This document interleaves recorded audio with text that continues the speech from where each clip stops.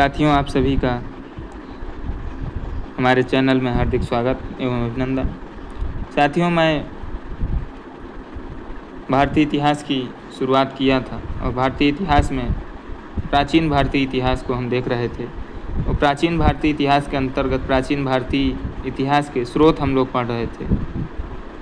तो स्रोतों में हमने 3 भागों में वर्गीकृत किया था, एक साहित्यिक स्रोत, दूसरा पुरातात्विक स्रोत और तीसरा विदेशी यात्रियों का विवरण। तो साहित्यिक स्रोत में हम वैदिक साहित्य की चर्चा कर चुके थे। आज हम बात करेंगे बौद्ध एवं जैन साहित्य की। तो ये देखिए साथियों, बौद्ध एवं जैन साहित्य। तो ये देखिए, एक तरफ महावीर स्वामी जी हैं और एक तरफ महात्मा बुद्ध जी हैं। सबसे पहले दोनों को प्रणाम करते हैं, फिर आगे बढ़ते हैं। तो देखिए साथियों, बौद्ध एवं जैन साहित्य भारत की प्राचीन ज्ञान परंपरा का दृश्य विश्लेषण। यूपीएससी, पीसीएस एवं इतिहास के विद्यार्थियों के लिए एक संरचनात्मक मार्गदर्शिका है। इससे साथियों आप सभी को सहयोग मिलेगा। आगे बढ़ते हैं, देखते हैं इसके बारे में। प्राचीन भारतीय साहित्य। तो देखिए, बौद्ध साहित्य, जैन साहित्य। तो ध्यान से देखिएगा साथियों आप सभी। ये देखिए, बौद्ध साहित्य में मुख्यतः त्रिपिटक आते हैं, कुछ जातक कथाएं भी हैं और संस्कृत ग्रंथ भी कुछ हैं। जैन साहित्य के अंतर्गत आगम हैं, कल्पसूत्र हैं, प्राकृत या संस्कृत ग्रंथ भी कुछ हैं। यह मानचित्र दोनों धर्मों के साहित्यिक वर्गीकरण का आधार है। आगे के पृष्ठों में हम प्रत्येक शाखा का विस्तार से अध्ययन करेंगे। आइए साथियों आगे बढ़ते हैं। साथियों, त्रिपिटक, जो बौद्ध साहित्य में हमारा त्रिपिटक ग्रंथ है। पिटक शब्द का तात्पर्य है एक पिटारी या टोकरी। तो वही त्रिपिटक, 3 टोकरी, 3 बास्केट्स। बौद्ध धर्म के जो मौलिक ग्रंथ हैं यही त्रिपिटक हैं, मूल ग्रंथ जिनको कह सकते हैं। त्रिपिटकों की भाषा पाली है।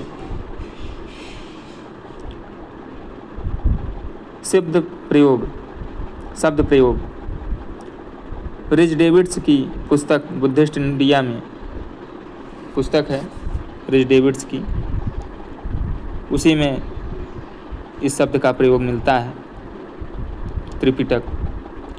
साथियों, त्रिपिटक के अंतर्गत 3 पिटक आते हैं, सुत्त पिटक, विनय पिटक, अभिधम्म पिटक। सुत्त पिटक में महात्मा बुद्ध के उपदेश व विचार हैं। विनय पिटक के अंतर्गत बौद्ध संघ के नियम, विधि-विधान, विधियाँ, उसकी बात है।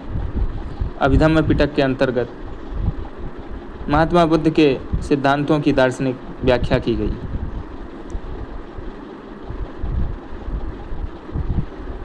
बौद्ध धर्म का विश्वकोश कहा जाता है सुत्त पिटक को।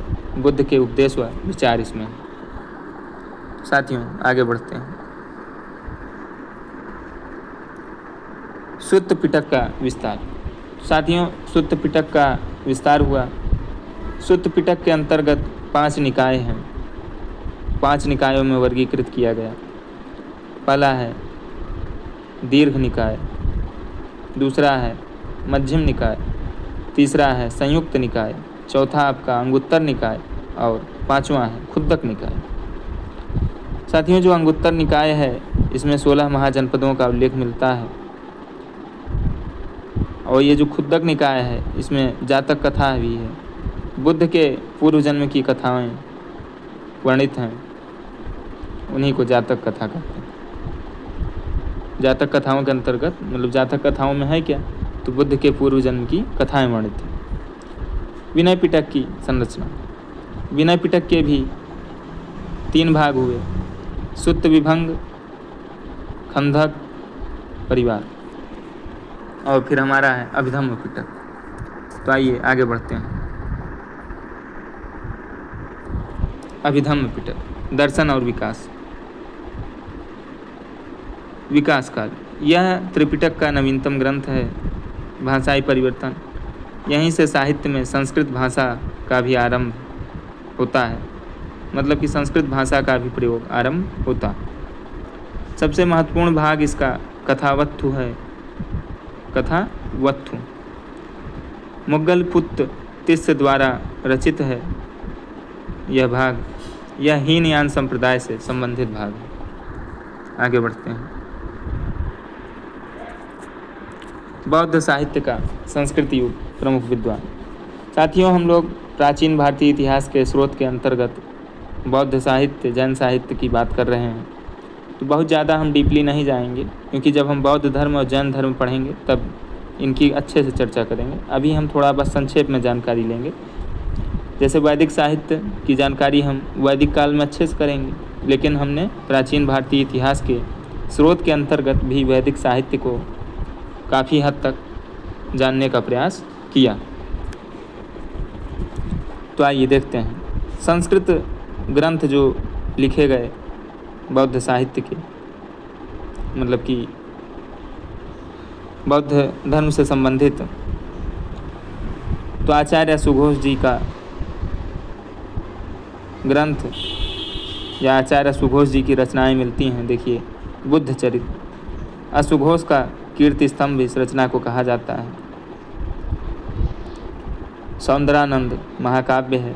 सूत्रालंकार, सारिपुत्र प्रकरण, ये चारों रचनाएं असुघोष जी की है। ध्यान रखिएगा, याद कर लीजिए।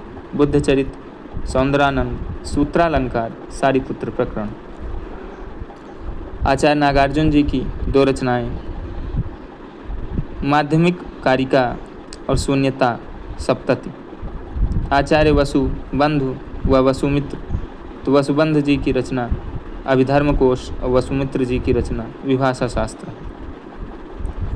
आचार्य असंग व बुद्धघोष की रचना देखें तो असंग जी की रचना है अभिधर्म समुच्चय और बुद्धघोष जी की रचना है विशुद्धि मग्ग और सुमंगल विलासिनी। आचार्य नागसेन जी की रचना है मिलिंद पढ़ो, जो कि पाली भाषा में है। यह अपवाद स्वरूप है। आगे बढ़ते हैं। जैन साहित्य का हृदय आगम। अब आइए हम थोड़ा जैन साहित्य की बात करें। तो आगम, जैन धर्म के मूल ग्रंथ आगम है। मुख्यतः प्राकृत भाषा में है। 12 अंग, 12 उपांग, 10 प्रकीर्ण, 6 छेद सूत्र, 4 मूल सूत्र और 2 चूलिका सूत्र हैं। इन ग्रंथों में भगवान महावीर की शिक्षाओं और जैन दर्शन का सार निहित है। आगे बढ़ते हैं। जैन धर्म के प्रमुख ग्रंथ और उनका महत्व। देखिए साथियों, कल्पसूत्र आचार्य भद्रबाहु जी की है। संस्कृत भाषा में रचित है। इसमें जैन धर्म का प्रारंभिक इतिहास है। भगवती सूत्र, इस रचना में महावीर स्वामी के जीवन कृत्यों का विस्तृत विवरण मिलता है। आचारांग सूत्र, जैन भिक्षुओं के लिए आचरण और नियम है इस ग्रंथ में। न्यायधम्म सूत्र, इसमें स्वामी महावीर की शिक्षाएं। कुलयमाला आचार्य उद्योतम सूरी जी की रचना है। यह चंपू शैली और प्राकृत भाषा में रचित है। अद्वितीय ग्रंथ है। अन्य प्रमुख विद्वानों में बात करें तो हेमचंद जी का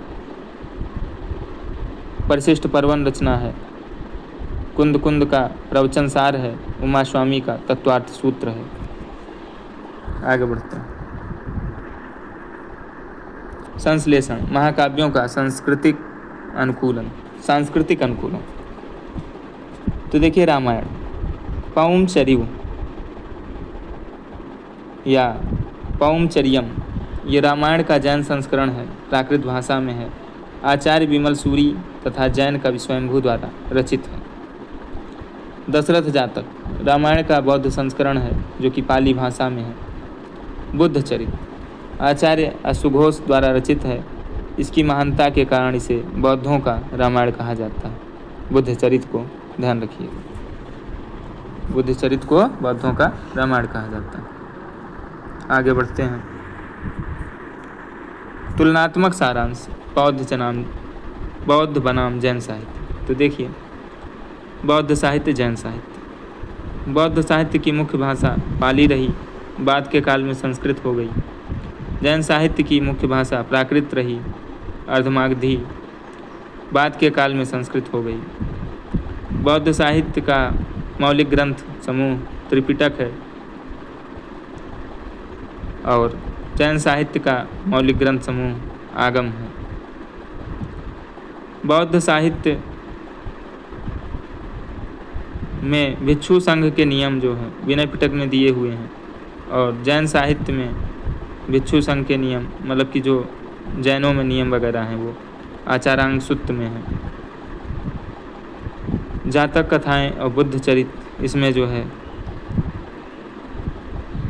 महात्मा बुद्ध का जीवन वगैरह है और भगवती सूत्र और कल्प सूत्र में महावीर स्वामी जी का जीवन चरित्र है। आगे बढ़ते हैं।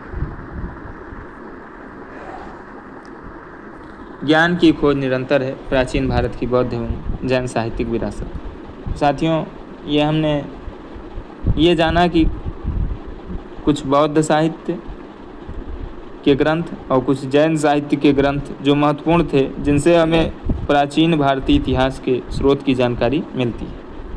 इसके आगे कुछ हम अन्य ऐतिहासिक ग्रंथों की बात करेंगे, जो अन्य ऐतिहासिक ग्रंथ हैं जिनसे हमें प्राचीन भारतीय इतिहास के स्रोत की जानकारी मिलती है, उसकी चर्चा करेंगे अगले वीडियो में। आप सभी का बहुत बहुत धन्यवाद। आप सभी इतनी देर तक बने रहे।